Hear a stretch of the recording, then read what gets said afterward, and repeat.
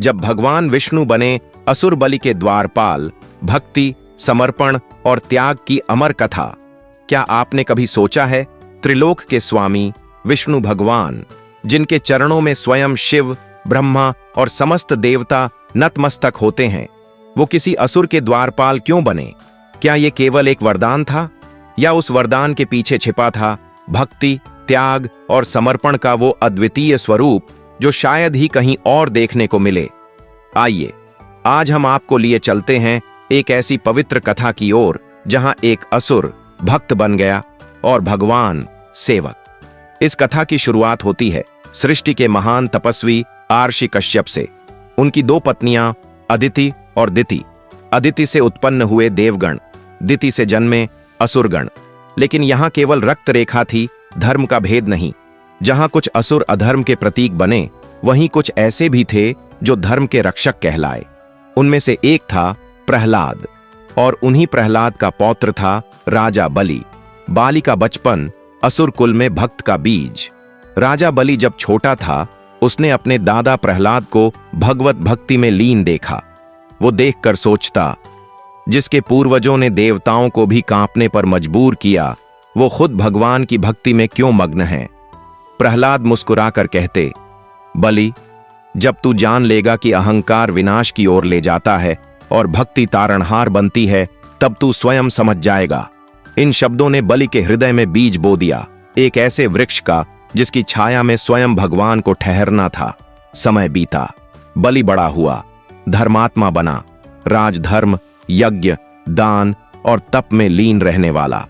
शुक्राचार्य जैसे महान गुरु का मार्गदर्शन उसे मिला। उसने महायज्ञ की शुरुआत की। उद्देश्य था तीनों लोकों पर धर्म से शासन। यज्ञ की शक्ति से बलि अपराजेय बनता गया। देवराज इंद्र की सत्ता डगमगाने लगी। एक के बाद एक देवगण पराजित होने लगे। स्वर्गलोक सूना हो गया। इंद्रदेव सिंहासन छोड़कर भागे। इंद्र की माता देवी अदिति अपने पुत्र का पतन देखकर दुखी हुईं। वो चली गईं भगवान विष्णु के पास। करुणा से विगलित होकर उन्होंने प्रार्थना की, प्रभु, यदि आप ही न्याय न करें तो अधर्म का साम्राज्य कैसे रोका जाएगा? भगवान बोले, जब कोई भक्त सच्चे धर्म के लिए आगे बढ़ता है तो मैं उसका विरोध नहीं करता, उसकी परीक्षा लेता हूं। विष्णु ने वचन दिया, मैं स्वयं जन्म लूंगा और धर्म की रक्षा करूंगा। देवी अदिति के गर्भ से विष्णु भगवान वामन रूप में प्रकट हुए, एक दिव्य बटुक ब्राह्मण जिनकी आंखों में तेज, वाणी में ज्ञान और चाल में तप था। वामन नंगे पांव बलि की यज्ञशाला पहुंचे। राजा बलि ने देखा, एक तेजस्वी बालक ब्राह्मण उसके दरवाजे पर खड़ा है। बलि, वत्स, क्या चाहिए तुम्हें? वामन, हे राजन, मैं केवल 3 पग भूमि चाहता हूं। बलि हंस पड़ा, 3 पग? मैं तुझे पूरा राज्य दे दूं, मांग तो सही। वामन मुस्कुराए, राजन, कभी कभी भगवान भिक्षा लेने नहीं, परीक्षा लेने आते हैं। बलि ने जल लेकर संकल्प किया, और तभी वो दृश्य घटा जो कभी कल्पनाओं में भी न था। वामन ने विराट रूप धारण किया। पहला पग स्वर्गलोक नाप लिया, दूसरा पग धरती पर पड़ा, अब तीसरे पग के लिए कुछ नहीं बचा। बलि नतमस्तक हुआ, भगवन, तीसरा पग मेरे सिर पर रख दीजिए, यही मेरा सर्वस्व है। वामन ने उसका सिर स्पर्श किया और बलि में ईश्वर का निवास उतर आया। भगवान प्रसन्न हुए। वो बोले, हे बलि, तुमने जो दिया वो जमीन नहीं, तुम्हारा अहंकार था, और जो मैंने लिया वो तुम्हारा समर्पण। उन्होंने बलि को अमृता का वरदान दिया, तुम पाताल लोक के राजा बनोगे, कलयुग में तुम्हारा राज्य आदर्श कहलाएगा, और एक दिन तुम इंद्र बनोगे। बलि झुका, पर फिर बोला, भगवन, यदि कोई वर देना है तो एक और दीजिए। आप स्वयं मेरे लोक में रहें, ताकि मेरा मन कभी अभिमान की ओर न जाए। भगवान मुस्कुराए, तथास्तु, मैं सुतल में तुम्हारे द्वार पर द्वारपाल बनकर रहूंगा। वैकुंठ सूना हो गया। लक्ष्मी जी को यह असह्य हुआ। उन्होंने बलि की दत्तक कन्या का रूप धारण किया और पहुंची सुतल लोक। राखी का त्योहार था। लक्ष्मी ने बलि को राखी बांधी।